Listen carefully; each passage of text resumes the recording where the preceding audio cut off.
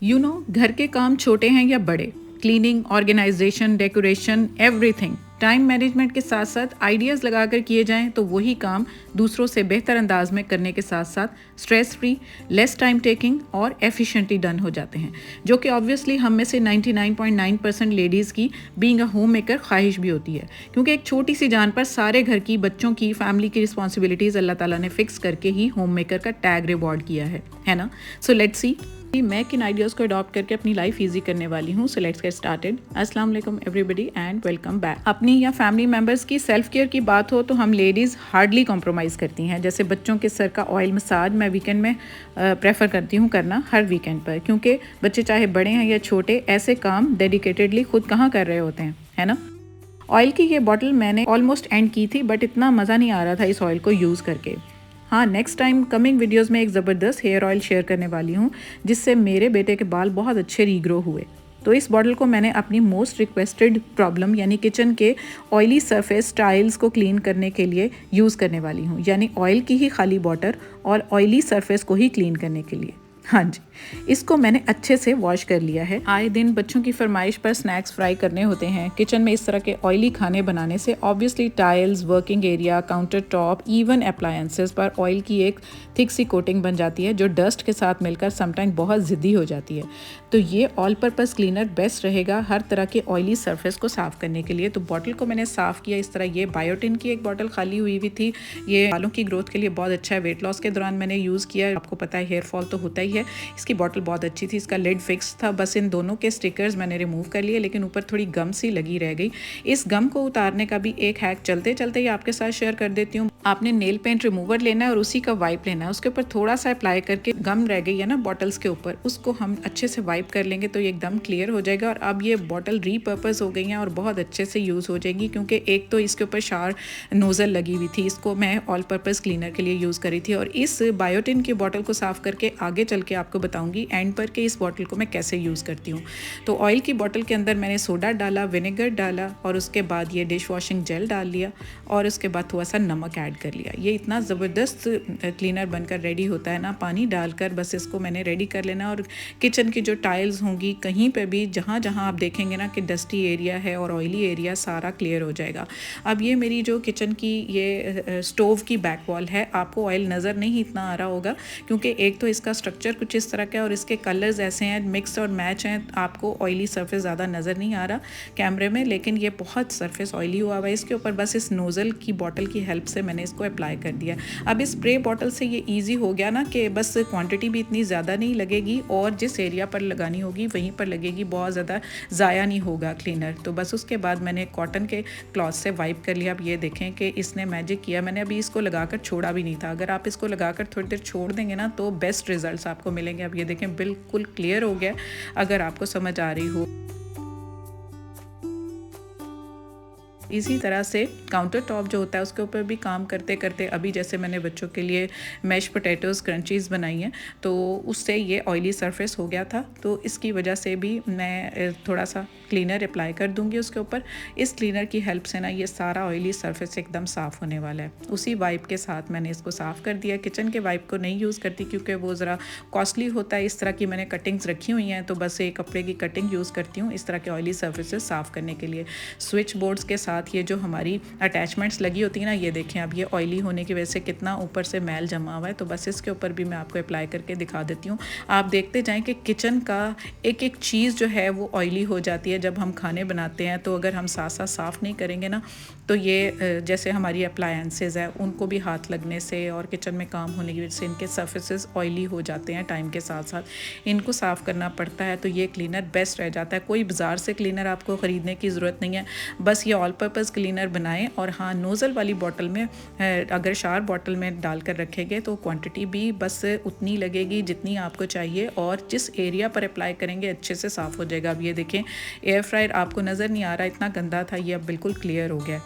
तो हम किचन में जब काम कर रहे होते हैं ना, ऑयली काम कर रहे होते हैं, पराठे बनते हैं, पराठों से तो बहुत ही ज़्यादा हर जगह ही ऑयली हो रही होती है। और सुबह नाश्ते में हम पंजाबी लोग तो ज़्यादा पराठे ही प्रेफर कर रहे होते हैं, तो हमें उतना ही ज़्यादा लेडीज़ को कॉन्शियस भी रहना पड़ता है कि ये काम भी हो जाए और हमारी क्लीनिंग भी जो है वो अप टू द मार्क रहे।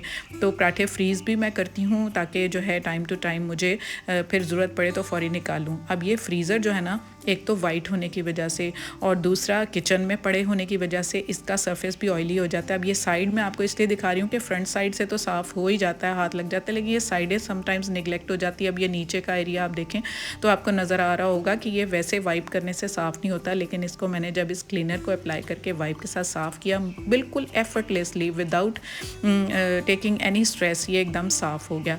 अब इसका जो ड्रेन एरिया होता है ना, वो तो बहुत ही गंदा हो जाता है, समटाइम्स उसके ऊपर ना रस्ट के स्टेन्स भी आ जाते हैं, तो ये इतना गंदा लग रहा था। इसके ऊपर भी मैंने क्लीनर अप्लाई किया, अब ये देखें बिल्कुल क्लियर हो जाएगा और आपको नज़र आ रहा होगा कि ये ऑयली सर्फेसेस जितने भी हैं ना, इस एक क्लीनर को अप्लाई करने से एकदम साफ़ सुथरे हो गए हैं। अब किचन की बात हो रही है तो स्विच बोर्ड्स को कैसे भूलें, वो भी हाथ लगने की वजह से, ऑयली सरफेसेस की वजह से गंदे हो जाते हैं, तो उनको इस ऑल पर्पस क्लीनर से भी साफ़ कर सकते हैं। मैंने इसलिए नहीं किया क्योंकि उसमें पानी था, स्विच बोर्ड को पीछे से ऑफ़ करके, तो इसके ऊपर मैंने नेल पेंट रिमूवर इस्तेमाल किया। बहुत सारे आइडियाज़ शेयर कर रही हूँ आपके साथ ऑलरेडी, ये एक और था, मैंने कहा आपसे ये भी शेयर कर दूँ। उसके बाद हमारे जो किचन के टैप्स होते हैं, अब उनके ऊपर भी हार्ड वाटर स्टेन्स लग जाते हैं। वाइट स्टेन्स इतने पक्के बन जाते हैं कि उनकी वजह से ये बिल्कुल ऐसे लगता है कि जैसे कितने सालों पुराने हैं, और अगर साफ़ ना किए जाएं तो बहुत ही बैड इंप्रेशन पड़ता है। उसके लिए सिंपली क्या करती हूँ, बेबी वाइप्स ले लेती हूँ और उसके ऊपर थोड़ी सी टूथपेस्ट अप्लाई कर लेती हूँ और उसके बाद उसके अंदर थोड़ा सा सैनिटाइज़र डाल लेती हूँ। ये एकदम हाइजीनिक भी हो जाता है और ये टूथपेस्ट के साथ मिलकर इतना ज़बरदस्त क्लीनर बनता है। और बेबी वाइप्स के साथ अगर हम करेंगे तो फिर तो आप ये देखना कि अभी कितना ग्लॉसी और शाइनी सरफेस हो जाएगा। जो इतने हार्ड वाटर स्टेन्स बने हुए थे, ऊपर वाइट पैचेस बने हुए थे, वो बिल्कुल एकदम क्लियर हो जाएंगे। तो अब आप ये क्लियर डिफरेंस देख सकते हैं कि पहले क्या हालात थे और अब मैंने इसको पानी के साथ रिंस कर दिया और अब ये देखें कितना बिल्कुल नीट एंड क्लीन हो गया है, स्पार्कलिंग हो गया है। और पहले इसके जो स्टेन्स थे वो एकदम ख़त्म हो चुके हैं और ये नीट एंड क्लीन होकर बिल्कुल हमारी मर्ज़ी के मुताबिक ऐसे है जैसे बिल्कुल नया लगवाया हो। तो उसके बाद ना हमारी जो स्क्रंचीज़ और पोनीज़ होती हैं उनको हमने निगलेक्ट किया होता है। लगता है कि ये तो साफ़ करने वाली चीज़ है कोई, लेकिन मैं आपको बताऊं कि ये हाइजीनिकली भी बिल्कुल सही नहीं है कि अगर आप इसको टाइम टू टाइम साफ़ करें। ऑयल की वजह से, डर्ट की वजह से ना इनके अंदर इतना गंद एक्यूमुलेट हो जाता है। आगे मैं आपको दिखाती हूँ, आप खुद जस्टिफाई कर पाएंगे। ल्यूक वार्म वाटर में थोड़ा सा बस मैंने शैम्पू ऐड किया और उसके अंदर थोड़ा सा सोडा, ताकि ये ओडरलेस भी हो जाए और इसकी जो भी मैल वगैरह है वो सारी उगल जाएगी। इसको थोड़ी देर के लिए 1 घंटा मैंने स्टे करवाया और 1 घंटे बाद जब मैंने इसको देखा तो बिना हाथ लगाए आप ये देखें, आप बिलीव कर सकते हैं कि कितना पानी गंदा हुआ है, जिनको हमने ऐसे ही छोड़ा होता है कि इनको साफ़ करने की क्या ज़रूरत है। तो ये छोटी छोटी चीज़ें होती हैं जिनके ऊपर हमें तवज्जो टाइम टू टाइम देनी चाहिए। हमें ऐसे लगता है कि जैसे इनको तो क्लीन करने की ज़रूरत ही नहीं है, लेकिन ये थोड़ी सी तवज्जो मांगती हैं और बिल्कुल एफर्टलेसली ये चीज़ें भी बिल्कुल क्लियर हो जाती हैं। पानी आप देख सकते हैं कितना गंदा है। इनको पानी से अब रिंस करके मैंने अच्छे से, अब इनको मैंने हैंग भी करना है। किस तरह से हैंग करूँगी कि ये गुम भी ना हो जाए। इतनी छोटी छोटी तो होती हैं, अंदर घर के डालने की बजाय अगर बाहर मैं इस तरह डालती हूँ ना, तो ये कमांड हुक ऑर्गेनाइज़र जो मैंने किचन की कैबिनेट से उतारा है, बस उसको तार पर मैं फ़िक्स करके ना इन सबको उसके ऊपर हैंग कर दूँगी ताकि ये इधर उधर मिसप्लेस भी ना हो और इंडिविजुअली ये ड्राई होंगी तो इनको ज़्यादा टाइम भी नहीं लगेगा ड्राई होने में। अब 3 प्रीवियस वीडियोस से मैं आपके साथ क्लीनिंग के ही हैक्स शेयर कर रही हूँ और उसके साथ ये एफिशिएंट यूज़ होने वाले क्लीनर्स भी मैंने आपके साथ टूल्स भी यूज़ किए हैं। और अब उनकी सफाई करके उनको अब ऑर्गेनाइज़ करना है, हैंग करना है, क्योंकि ज़मीन पे इस तरह से लटा के इनको रखेंगे तो माइक्रोफाइबर होने की वजह से ये गंदे हो जाएंगे। तो इनको भी अच्छे से हम अगर मैनेज करके रखेंगे तभी तो आगे एफिशिएंटली यूज़ कर पाएंगे। तो ये जितने भी टैग्स हमारे कपड़ों के ऊपर होते हैं ना, उनका थ्रेड बहुत ही हार्ड होता है, एकदम बिल्कुल ऐसे नॉट भी इसकी बड़ी अच्छी लगती है। तो बस इनके ऊपर जो सुराख बने होते हैं ना, उन्होंने पर्पसली इसीलिए बनाए होते हैं कि आप इनको हैंग करके रखें रादर देन इनको लटा के रखने के या किसी सपोर्ट के साथ लटका कर रखने के। तो आप उनको ना इस तरह से थ्रेड्स लगा के, तो उसको क्या करें आप, इस तरह की ये जो कमांड हुक आती हैं जो कि हमारे डोर के ऊपर फिक्स हो जाती है ना, डोर के साइज़ की बनी होती हैं, ये ऑनलाइन ईजीली मिल जाते हैं। तो इसके ऊपर ये पॉइंट्स भी काफ़ी बने हुए हैं, 4 से 5 होते हैं। तो उसके ऊपर ना इनको मैं इस तरह से किसी भी डोर के साथ उसकी बैक साइड पे या फ्रंट साइड पे, जहाँ पर भी किसी स्टोर रूम के डोर के साथ जहाँ पर भी ये नज़र ना आए सामने लटके हुए, तो बस इस तरह से इनको मैं लटका के रखती हूँ। इनकी लाइफ लॉन्ग हो जाती है, ये बिल्कुल साफ़ सुथरे रहते हैं और नेक्स्ट यूज़ के लिए एकदम हम इनको रेडी पाते हैं और इनको वॉश नहीं करना पड़ता। एक दफ़ा वॉश करके हैंग करें एंड यू आर सॉर्टेड। हमारी LEDs बहुत ज़्यादा सेंसिटिव और फ्रेजाइल होने की वजह से इनकी क्लीनिंग भी टाइम टू टाइम मस्ट होती है और ये खुद किया करें। सबसे पहले किसी भी हेल्पर से ना करवाया करें और उसके लिए हैंड सैनिटाइज़र सिंपल इस जो माइक्रोफाइबर मिटन है इसके जो प्लेन एरिया पर लगाकर और एक ही डायरेक्शन में ना LED के को आप साफ़ करें, चाहे ऊपर से नीचे या नीचे से ऊपर, एक ही साइड पर आप इसको अप्लाई करें। अच्छे से साफ़ हो जाएगी। आपका जो LED का सामने वाला LED का ग्लास फ्रंट जो है वो बिल्कुल साफ़ हो जाएगा और आपका मिटन जो है बहुत ही एफिशिएंटली वर्क करेगा। अब आती इस बॉटल की बारी, मैंने आपको बताया था एंड में बताऊंगी। तो ये फक्की है मेरे पास ना, तो इसका ये मुंह खुला हुआ था बॉटल का, इतना ज़्यादा निकल आता था ना sometimes.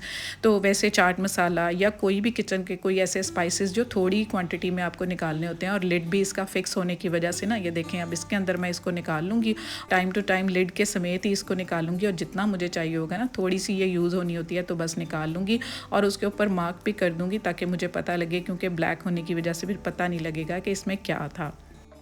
So yeah, that's all about today's content. New viewers, come on and subscribe Womania ATF and don't forget to press the bell icon to get each notification in time. See you super duper soon in very next video inshallah. Till then, do like and share this video and take good care of yourself. Have a nice day everyone. Bye bye and Allah Hafiz.